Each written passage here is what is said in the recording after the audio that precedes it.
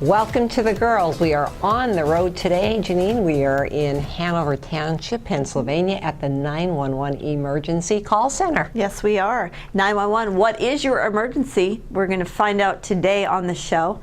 And, you know, they get calls here from nuisances to actually people delivering babies. So, and everything in between. Did you ever have to call 911? Oh, well, there are a couple stories I have. The one time I fell down the steps, probably because I was using my phone. And remember, I fell down the steps, and my son came down and he shook me, but he was ready to call 911. He didn't have, I told him not to, because we'll learn on the show today, you should only be calling 911 when it's an actual emergency.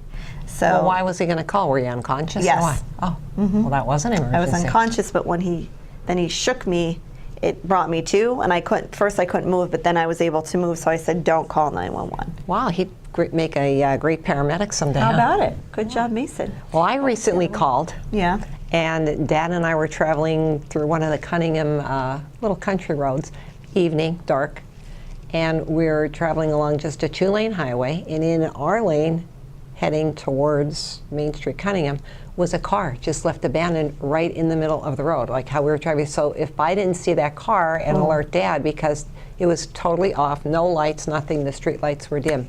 So we slowed down, and then there were cars coming on the other side, which we had to wait for them to come so we could get around that car. So I immediately called 911. They asked what my emergency was, and they asked several questions about where this car was located, which all I had for them was Walnut Avenue. Anyhow, long story short is they did take my phone number and other information and made sure that they were very thorough with what they asked me. And they said they would get someone to take care of it right away. Yeah. And if they needed more information, they would call me back on my my phone number. So it was just amazing for me how calm they were, how cool they were with asking me all the pertinent questions, and it was just amazing how under any circumstance they could just stay cool like that. You ever watch some of those TV shows and people call 911 emergency and they're like frantic, and the person on the other end is just so calm. I remember the other time that when Alyssa was in the car, she thought it was funny. She was really young, but you went to get her out on the other side, and she actually locked the doors, and she was only like 2. Right. And she sat there in the inside, and it was hot out that day, and you were like, open the door, because the keys were inside with her. Yeah, well, what happened Open the door, and she just sat there.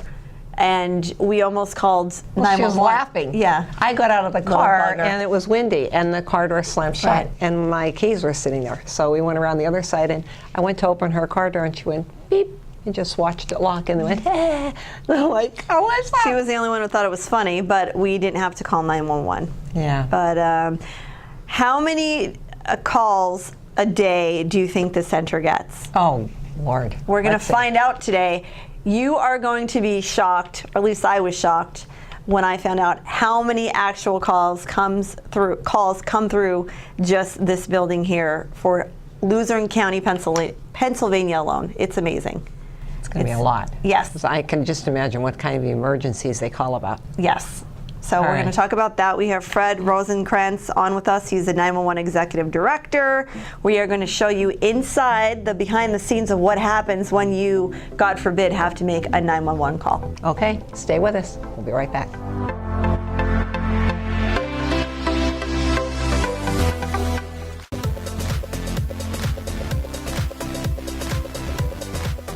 Welcome back to the girls. We're on a road trip today. We're at the 911 call center in Hanover Township, Pennsylvania. Yes, we are, and it's our first road trip of the season.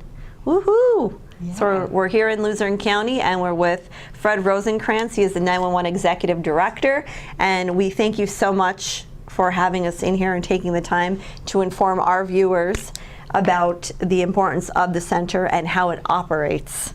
So thank you. Absolutely. Thank you for being here. Yes, so I asked my mom about how many calls you get into the center. I arrived a little earlier than my mom did and my brother, so I was able to go to the actual call center. And I asked you, how many calls do you get a day? And I was really floored at how many calls you get here a day. Yeah, How we many? get about 1,200 a day. Oh Yeah, my Lord! And depending I thought on- I had a lot of phone calls. 1,200. Yes. Think of getting 1,200 phone calls a day, and actually they're emergencies, so they're important phone calls that are called into this center.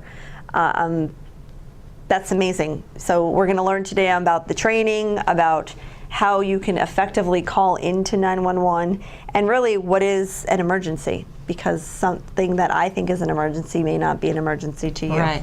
Well, let's get back to the beginning. First of all, when Yeah. was the 911 call center established? June of 1998, we went live here. They actually started taking calls, interestingly enough, in the basement of the courthouse in the 70s and 80s. So that's where we started, and in 1998, we moved to this facility and started taking calls. How long have you been with them? I've been with the facility 14 years with the 911 Center, and the director, this is my 5th year in May as a Wow. 911 Well, director. congratulations. Thank you. The 911 call center itself, you have people here who are on the phone. So how many people actually man the phones 24 hours a day? We have a total complement of 92 staff. With dispatchers, we have 14 on per shift typically, on first and second shift. And on third shift, we have 11 or 12, depending on the night. So typically Fridays, Saturdays are our busier call times. So we staff it with more. And you cover individuals. all of 911. You cover all of Luzerne County. So talk about the area, the map that you cover. Yes, we have 76 municipalities in our county, and we're 850 square miles that we provide 911 service for, and nearly 170 police, fire, and EMS agencies that we dispatch for. How is that comparable to other 911 centers? Are we comparably larger, smaller? We're one of the biggest in the northeast part of the state, definitely. Statewide, obviously Philadelphia and Pittsburgh are your larger 911 centers where they're taking 1 million calls plus a year. We take about 450,000 calls a year between 911 and administrative calls. So we're easily within the top 12 to 14 busiest in the state based on call volume. Now, we recently had some emergencies here that were much larger that really you got bombarded in one day. Was it floods and earthquakes and everything else? So what was that like? We've experienced many emergencies, especially since I started with flooding, earthquake. We had the one day that we easily got over 3,000 calls in that time period in a very short amount of time too. It was like a 4 or 5 hour window. So we can get very busy and it can be very hectic out there. Do you ever have to reach out to counties beyond where the call is coming from in order to satisfy the need? In other words, if there was flooding in one area and you kept calling to the one particular emergency, they, at some point, I guess, are saturated with calls themselves. So how, do you then go into other outlying counties? Yeah, sometimes the system will, they call it route itself, so the calls will be routed if there's an inundation I of see. calls or if the system's flooded in Luzerne County. We can set it up to where it's automatically call forwarding basically to other 911 centers to assist if there's a problem with the network. So when you make a 911 call, what happens? Take us into the 911 center. It's amazing. We're going to show you around here. It's the first time you get a sneak peek. So talk about the areas and how you delegate what happens when a 911 call is made. Sure. So as I mentioned, we have a call taker dispatcher facility that we have here. So we have dedicated call takers per shift and we have dedicated dispatchers. With our call volume, it's very difficult for a person to take a 911 call and be dispatching and talking on the radio to get the emergency responders to your emergency for you. So with the busier centers, it's common practice to have a call taker dispatcher function. And depending on how you get into us, so there's different types of technology out there, as we know. There's the old landline telephone. What's that? That's like a long lost long lost relic. But interestingly enough, a lot of the technology from the first 911 call that was taken in Haleyville, Alabama in 1968 is still being used today for landlines. So a lot of that infrastructure is still in place. And then you have the technology boom of cell phones and texting and VoIP and all kinds of different phone systems out there. So a lot of people don't understand. It's important to know that a landline, when you come into us, that has your address information automatically. So your automatic number identification, automatic location identification, ANI-ALI. So that gives us your address, phone number, and where you are calling from physically. When you call from a cell phone, it triangulates based on towers and cell sectors. So the technology, we're only as good as what the cell phone providers typically provide to us. So it's for actually cell phone better to calls. call from a landline. If you can. There you go. Yes, And I have a definitely. landline, so Yeah. we have an Well, if emergency you're calling. home, if Yeah. you're at the mall or you're Right. at somewhere else, you can use someone's landline. Exactly. But So- yeah, as the 911 director, I still have a landline. It's Really? just at my home. Thank so you. It's Wow. definitely. Well, I learned something here today. Have a landline. God forbid if you call and you can't talk, or if you could just call and drop the phone, we know where to send you. With the cell phone, it's not always 100%, and Well, you could that's text it. you could text 911 as well. Okay. But our motto is call 911 when you can, text when you can't. Oh, So that's all we were right. one of the first to implement texting services in the area a few years ago. Now, I know when the cell phones first got very popular, they had a 411 number that was for emergencies. And that was so confusing for everyone. And we were talking about that a little bit before. So do you want to elaborate on that? It's always 911? It's always been 911. That is the Okay. national number to call in an emergency. That's since 1968, the first call that was made. That is the nationally recognized number to call in an emergency. You will always get some dispatch center regionally wherever you're located. So if you're in Luzerne County, you come into us. If you're in another county or another state, 911 is the number to call. All right.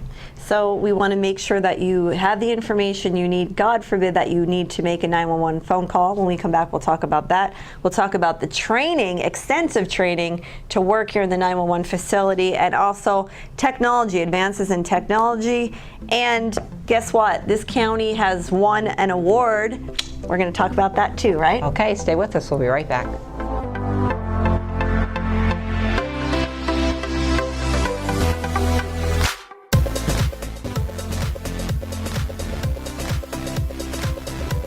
Welcome back. You're watching the girls here on SSP TV. We are at the Public Safety Answering Point Center in Hanover Township. We know it as the 911 call center or emergency center when we make that 911 call. We're with Fred Rosencrans, and we are happy to be here learning about how the place operates. It's nice to see what happens from behind the scenes when you're making these 911 calls. I still can't believe over 1,200 calls a day come through here. I think that's amazing. I applaud your people here for being able to handle that many phone calls. I know many phone calls I get a day, and they're not 911 phone calls, and Right. it's overwhelming at times. Well, Fred, what kind of training do these people have to go through? Because I'm sure all kinds of calls come in from fire, accidents, someone's having a baby, all kinds Heart of attacks. emergencies, and even little kids are like, my mommy's sleeping or whatever. So what kind of training do these people have to go through? They have to know everything. Absolutely. It's very intense training, of minimum 4 months in classroom training. Many tests are given, geography. You could imagine a county our size, there's a lot of geography that has to be learned. But they receive a very regimented, in-depth training before they're even allowed to go out and even sit with somebody on the 911 dispatch floor. So total, it can take up to 8 months sometimes for dispatcher to be able to actually sit on their own and be able to take 911 calls. So what kind of medical training do they have? You said they have class. What kind of part of that covers the medical part? Do they become like a paramedic or? It's not a paramedic class per se. It's actually CPR, first aid certifications that they receive, state certifications for telecommunicator and dispatcher training, APCO training for fire, police, and EMS dispatch. APCO, there's a lot of acronyms in 911.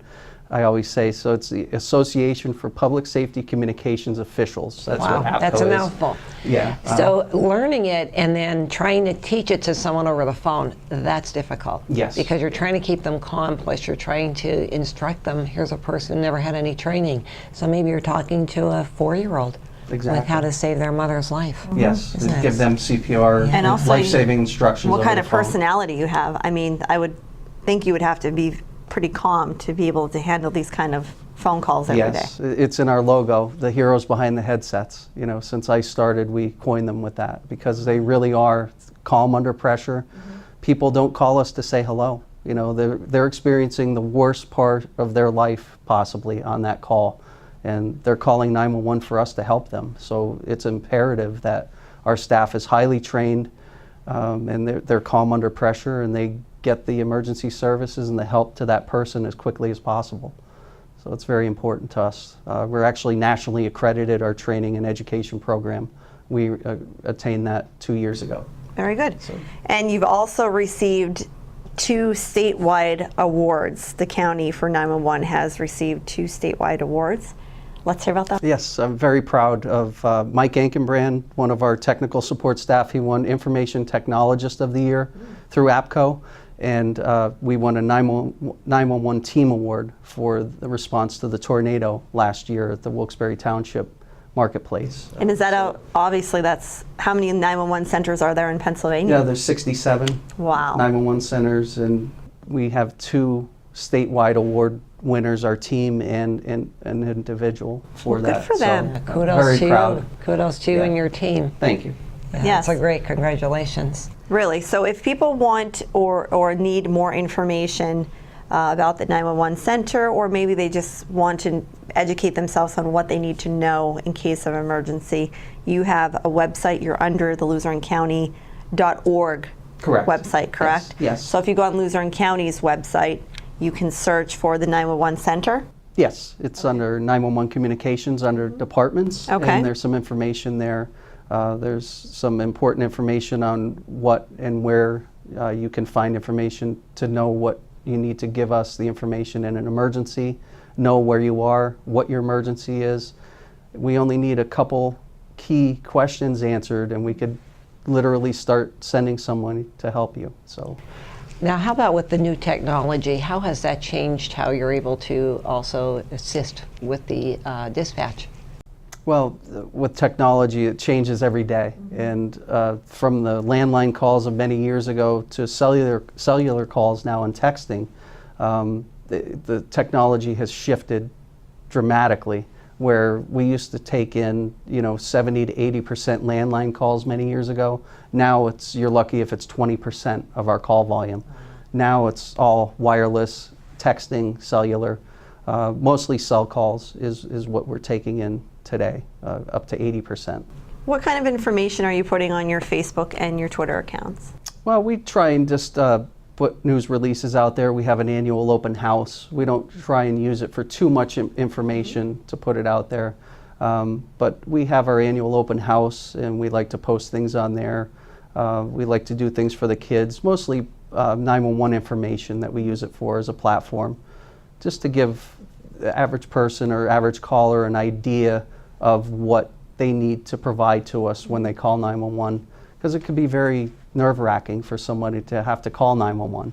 And not to assume, but if you do have an emergency, do not use their social media. That's not what it's Correct. there for. Do Yeah. not report an emergency through that. Correct, yeah. Now, you mentioned children before. How important and at what age should a parent start teaching their child how to use the phone, and what information should they have it written down by the phone, have the child memorize their address, everything that's important for them? What should they know? Exactly what you said. We actually have a printable address card that you could put next to the phone that has your municipality, your address, your phone number, and pertinent information, because that's important if, God forbid, as you stated, you fall down the steps and you were unconscious. It's important for that child to be able to dial 911 and give the pertinent information if they don't have a landline.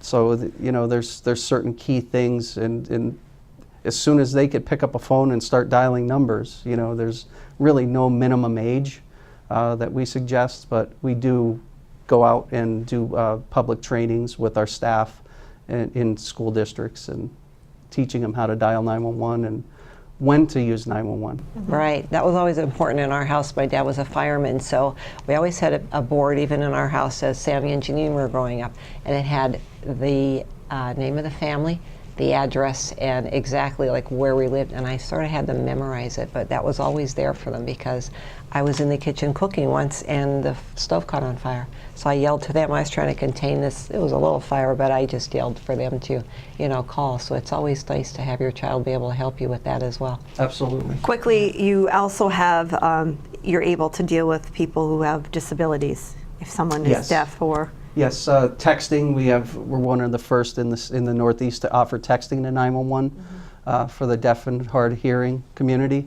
and also TTY technology. That's kind of older technology. They really pushed for texting to 911, so we were able to offer that platform as well to get into us. But again, our motto is call 911 when you can, text when you can. Very nice. Well, thank you for having us. We learned a lot.